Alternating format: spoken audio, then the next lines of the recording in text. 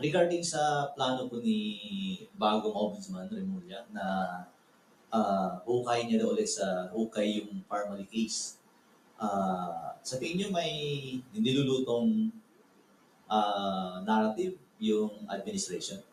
Oh yes. Oo.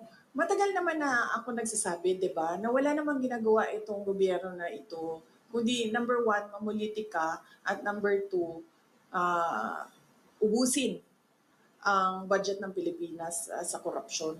So yan lang yun. Ang ginagawa nila, sir, sa totoo lang. Meron ba kayong nakikitang project? Wala. Di ba?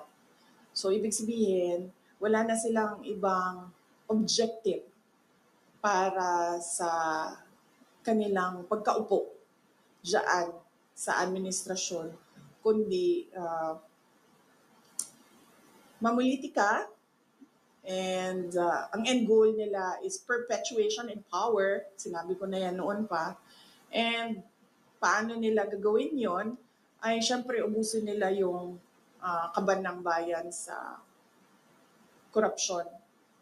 Kasi kung talagang seryoso ang ombudsman sa pag-iimbestiga, imbestigahan din nila yung laptop corruption scandal ng Department of Education. Nandoon si Zaldico. At alam ko yun dahil gumawa kami ng sarili naming investigation sa loob ng Department of Education noong ako ay Department of Education Secretary.